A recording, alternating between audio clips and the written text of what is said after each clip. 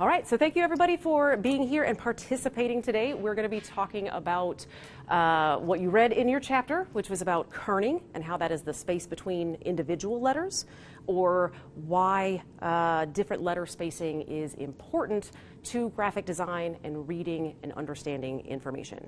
So first, I want you to channel your inner letter. Each one of you is a letter. What's the best letter? D. C. I. B. There's not a best letter because we need all of them. Everyone is unique. They each contribute differently to our reading and understanding. So first I'm going to have you guys line up, and I'm going to leave you here. So step into your tile. And what I'm going to do is make you guys a little bit uncomfortable, but stand in the next one. I want you to have no space tiles between you. Do your best. Oh, y'all gotta squeeze in a little bit more. You got an open space there. Okay, how does this feel? Squishy. I'm warm though. You're warm? Yeah? So as a group, is anybody starting to feel a little nervous or uncomfortable? Like, why are you touching me kind of experience? Yes. So when we have letters that are kerned too closely together, we have the same experience when we read. It makes us feel uncomfortable or anxious, and makes us not want to read it or potentially misunderstand it. So next we're going to demonstrate maybe the metric spacing, which is everybody has exactly the same space between them. So let's go ahead and step down a little bit. What I want is two blank tiles between each person. Nope. No. Okay, so right now you guys are very improperly kerned.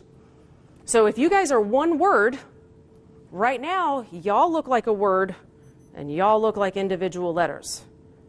And our goal with good typography is that you read phrases and not just words, or the worst readability is when you're only picking up individual letters because you're not reading that as the whole word. So it has an impact on readability. So what I was trying to go for is that everybody has exactly the same space between them. So we can go down just a little bit more here. All right. Yep, so 2, 2, 2, and 2. And you might fall out of the frame just a little bit. So now we are evenly spaced. How does this feel? Do you feel a little more comfortable, a little more breathing room? Yes. A little better. Yeah? Okay, so with this spacing though, because each letter is shaped uniquely, just like people are shaped uniquely, visually looking at you, especially like at shoulders, there's different space. You guys are tighter together, you guys are a little farther apart, and that's what happens.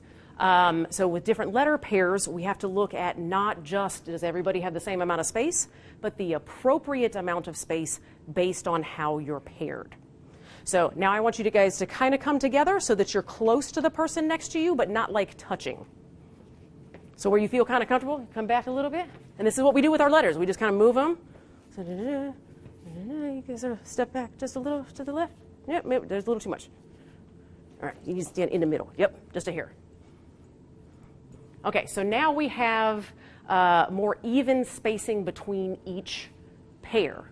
Now I'm going to ask Jason and Willie to switch places. Nobody else move. Is that spacing the same? Jason's a little tighter over there because how we interact with individual pairs changes because we're all unique shapes, right? We have the kind of that experience. So let's go back to just being comfortable. Let's spread back out however you need to feel like balanced space. You got to come back in. You're falling. You need lots of personal space. So now we see that we don't always have the same amount of space, the same number of tiles, right? So here we've got almost less than one, like almost more like 1.5. You've definitely got like 1.5 to thirds here, right? A little bit of a 1.5, like a 1 1/4 over there. So the space that each letter needs compared to the letter before and after it changes depending on what letter you are and what letter is next to you. So lastly, I quickly wanted to discuss tracking. Let's try to be even to over here. All right, let's try to evenly space out just a little bit. Yep, y'all separated. We now have two different words. And I've definitely had that happen. Okay, you can come down just a little bit further. But when you have that split like that, it can absolutely impact like how you read the word. Y'all are like buddy over there. You're like, we're trying to be evenly spaced out. I had an experience one time driving past Taco Bell, and the way they had split the word, it broke my brain for a few minutes. I was like, deli very. What is Taco Bell selling sandwiches? It was delivery, but because they had too much space between it, I was reading it as the two separate words. So you can kind of see how that impacts our ability to successfully read the message. So if we had more balanced spacing, right now y'all are two words, and we should be one. So you need to, we're exaggerating the spacing. So you need to come this way. So sometimes we have an exaggerated space between letters, and that's called tracking because we apply it across the whole word, not just the individual pairs. You tend to see that more in like logo design, where you want something to stand out because of the extra white space that is around it. And I'm going to have the two of you switch places really quick. So now I want the two of you to stand a little close together, maybe so your arms are touching.